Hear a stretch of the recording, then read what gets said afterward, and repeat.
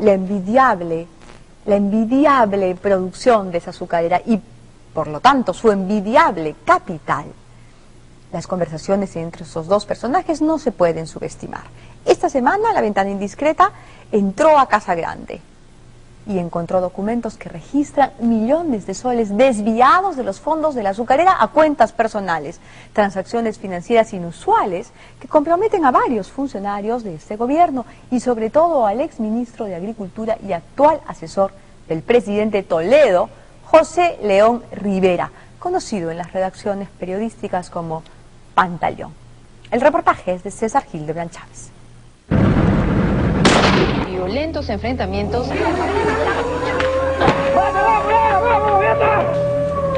Provisto de palos y machetes. Casa Grande, la empresa azucarera más importante del Perú, es hoy sinónimo de batallas campales. Dos bandos se enfrentaron nuevamente hoy por el control de la empresa azucarera Casa Grande en Trujillo. Aquí se controla la otra parte de los documentos. Hace un mes, los trabajadores de Casa Grande hallaron una serie de documentos confidenciales en el archivador de la Gerencia General. Manejaban las compras y las ventas. Los documentos comprometen a altos funcionarios de este gobierno con manejos irregulares dentro de la empresa. ¿Por qué ella estaba interesada en el tema Casa Grande? Porque ella conocía cuánto valía Casa Grande. Las cuentas de Casa Grande se comienzan a manejar en forma personal durante la administración de José León Rivera en la empresa, por supuesto. Aproximadamente 100 millones de soles anuales en cuentas personales. Esta es la oficina de la presidencia del directorio, ¿no? Los documentos hallados por este grupo de trabajadores confirman que el gobierno encubrió manejos ilícitos en Casa Grande. Nosotros tuvimos conocimiento que había un tal doctor, un doctor César Almeida. ¿Y qué fue lo que les dijo? Nos dijo que ya él tiene orden del presidente Toledo para darle solución al problema de Casa Grande. Pero fue una paseada más de Almeida. Hace una combi blanca, bajan dos individuos y tiran la bomba molotov y comienzan a disparar perdigoneras, ¿no? O sea, esos cartuchos de perdigones. Llegué acá y mi carro incendiado, totalmente incendiado, la luna destrozada, todo el motor deshecho, las puertas rotas. Fuera de una conversación oficial me dijo, acá ustedes están chocando con gente de arriba.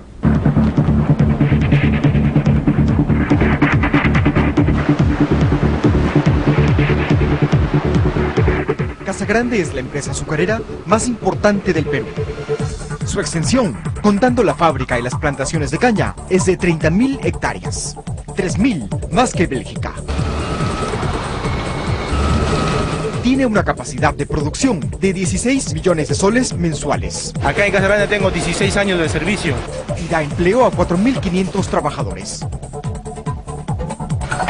Los trabajadores de Casa Grande sostienen que cuando la crisis económica azotó a la azucarera, Eliancar, quien trabajaba como funcionaria del Banco Vice, se acercó a ellos. Corrían los meses de 1999. En el año 99, 2000 o el 98, había una asesora del Banco Vice, que trabajaba en el Banco Vice, que era la doctora Eliancar. La doctora Eliancar fue nuestro asesor en el año 1999. Y ella asesoró personalmente para poder vender Casa Grande. Y después hemos tenido varias reuniones con Eliancar en Palacio de Gobierno ya como primera dama. Efectivamente, 2 años después, Eliancar se convirtió en primera dama de la nación. De esa época es esta fotografía, que da cuenta de las reuniones que sostuvo con los representantes de los trabajadores de Casa Grande. Entonces, los recibía en las oficinas de Petroperú. Ahí fue que la doctora Eliancar nos asesoraba. ¿Por qué ella estaba interesada en el tema Casa Grande? Porque ella conocía cuánto valía Casa Grande. Y si Casa Grande se vendía, pues obviamente hay una gran comisión. A fines de 2001, según cuentan los trabajadores, Eliancar les dijo que buscaran a un conocido suyo, que en ese entonces trabajaba en las oficinas de Proinversión. Allí los atendió alguien a quien ellos identificaron más adelante como César Almeida. Nosotros tuvimos conocimiento ya en una reunión que había un tal doctor, un doctor César Almeida en Proinversión. nos decía, pues conversen, vayan a conversar. Almeida y Carp tenían más de un vínculo en común: la Fundación Pacha por el Cambio y la empresa offshore panameña Blue Bay Investment, depositaria de los sueldos de Carp y representada legalmente por Almeida.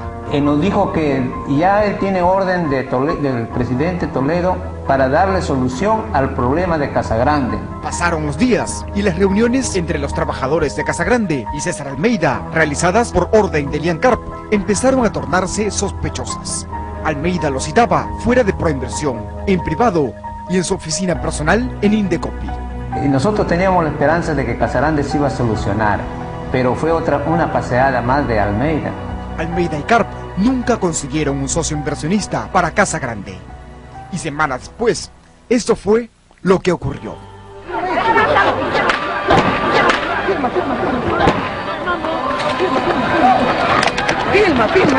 En junio de 2002, Casagrande fue tomada por el empresario Martín Aguayo Risco. Ese día, la toma contó con todo el apoyo de la Policía Nacional. Los trabajadores fueron desalojados. Mire lo que no me han hecho ver, de un bombazo. Muy herido, señor Montón.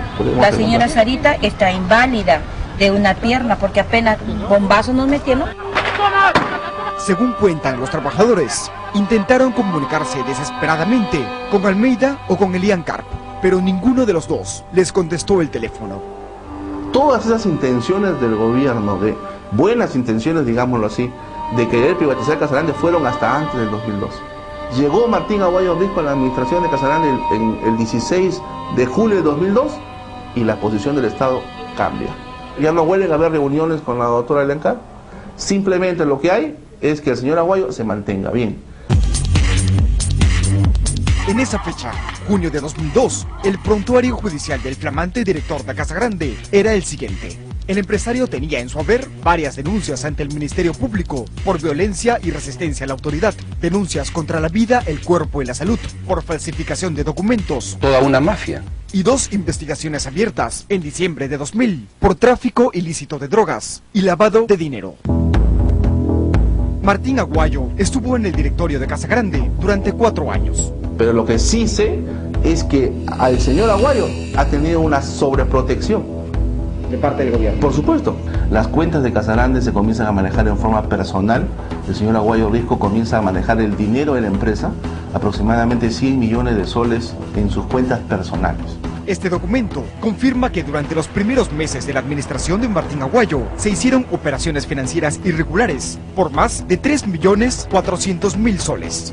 El Banco de Crédito hizo un reporte que tituló Transacciones inusuales y sospechosas y lo dirigió a la Fiscalía de la Nación. El reporte dio cuenta de depósitos y retiros de dinero de los fondos de la azucarera a cuentas personales. Eran transacciones cuyas características no pudieron ser claramente sustentadas ni documentadas. No es una denuncia hecha por un accionista o por alguien interesado en perjudicar a Martín. No, es el propio Banco de Crédito quien denuncia esto. Reporte de transacciones financieras inusuales y sospechosas. Esto lo hacen en el 2002. A pesar de esta grave denuncia, el gobierno nunca intervino a Martín Aguayo. Esa es la pregunta que nos hacemos nosotros siempre: ¿por qué el Estado nunca denunció a Martín Aguayo o por qué el Estado nunca investigó lo de Aguayo? Incluso, en cada sesión de directorio, los votos de los directores que representaban las acciones del Estado en Casagrande lo respaldaban. Él solamente tiene para poner 4 directores. Siempre necesitaba de votos. ¿Quién le ha dado esos votos? El Estado. ¿Por qué el Estado nunca denunció a Martín Aguayo o por qué el Estado nunca investigó lo de Aguayo? En junio de 2003, un año después de que Aguayo tomara Casagrande, el exministro de Agricultura y actual consejero del presidente Toledo, José León Rivera, ingresó como presidente del directorio de la azucarera. Nosotros nos acercamos a su oficina y personalmente yo conversé con él y le pedí que por favor investigue este hecho de Martín Aguayo de manejar las cuentas de forma personal, cuentas a nombre de Martín Aguayo Risco. José León fue apoderado de la empresa con más de 16 facultades administrativas y financieras sobre el dinero de Casagrande, facultades que pudo ejercer a sola firma. El asesor de Toledo estuvo en Casagrande hasta el 15 de diciembre de 2003. 2 semanas después, el ingeniero Roberto Luna Victoria, representante de las acciones del Estado en la azucarera, denunció que en Casa Grande faltaba rendir cuentas por más de 100 millones de soles. La carta señala textualmente: pido se regularicen las rendiciones de cuenta nunca realizadas por más de 100 millones de soles que han ingresado en cuentas personales. Solicito hacer una auditoría contable en las cuentas involucradas en el manejo de estos dineros. Después de formular esta grave denuncia, el ingeniero Luna Victoria fue separado del directorio de Casa Grande. Estas irregularidades sucedieron durante la administración de José León Rivera en la empresa, por supuesto. Y esto lo denuncia un director que fue nombrado por el Estado. La denuncia nunca fue investigada. En diciembre de 2003, el presidente Toledo nombró a León ministro de Agricultura. Martín Aguayo permanecía aún a la cabeza de la empresa. Los trabajadores comenzaron a buscar una alianza con el Estado, para ser más precisos, con el FONAFE, la institución que controla las acciones del Estado en Casa Grande. Los trabajadores querían sumar su 30% con el 30% de las acciones del Estado, establecer una sólida mayoría y sacar a Martín Aguayo del directorio de la empresa. Y por esos días, Greco Quirós, el representante de Casa Grande en las reuniones con el FONAFE, fue víctima de 2 extraños atentados. Hace una combi blanca, bajan 2 individuos y tiran la bomba molotov y comienzan a disparar perdigoneras, ¿no? O sea, esos cartuchos de perdigones. Llegué acá y mi carro incendiado, totalmente incendiado, la luna retrasada, todo el motor deshecho, las puertas rotas, ¿no? Las ventanas rotas, rompieron las lunas, todo, ¿no? Bueno, y se fueron, se fugaron, ¿no? ¿Y eso fue exactamente cuándo? Eso fue en la misma madrugada que nos reunimos con el ministro Kuczynski. Y el ministro aceptó la alianza con los trabajadores. Hilda Sandoval, directora ejecutiva del FONAFE, envió esta carta a los trabajadores, comunicándole su intención de formar una alianza para la elección del directorio en Casa Grande. Aquí se encontró la otra parte de los documentos. Encontramos acá, esto de acá que nos pareció bastante raro. Esto decía Hilda Sandoval en una entrevista a Radio Contacto Directo de Casa Grande, y también estaba transcrita la entrevista en radioprogramas. Entrevista radial a Hilda Sandoval y subrayado: la idea nuestra es hacer una alianza Estado y trabajadores. ¿Ese subrayado suyo? No, es subrayado que hemos encontrado ahí, tal igual como está. Alguien quería resaltar que Hilda Sandoval, representante del FONAFE, nos apoyaba a ustedes. Así es, nos apoyaba. Alguien estaba queriendo resaltar que no solamente nos apoyaba, sino que pedía una alianza. Pues esto estaba aquí, acompañado de esto. Reporte de transmisión al número 311-3941, que es su teléfono de Lima, fecha 24 de junio, días antes de la Junta de Accionistas. Y dice acá, anotación, puño y letra del gerente general de Casa Grande. Confirmado con secretaria ingeniero León Rivera. ¿Y qué sucede después? Si simplemente llegamos al 3 de julio, día de las elecciones. Nos vamos a la alianza y le dijeron: ¿saben qué, señores? No hay alianza. ¿Quién dijo eso? Y Sandoval. La persona que antes había apoyado la alianza. La persona que antes nos había apoyado dijo: no hay alianza. Razones, ¿por qué? ¿Qué pasó? Cero silencio, cero mutis total. Desde ese día, señor Hildebrand, desde ese día nunca más nos ha vuelto a recibir Hilda Sandoval. Fuera de una conversación oficial me dijo, a mí personalmente me dijo: doctor Eco, acá ustedes están chocando con gente de arriba.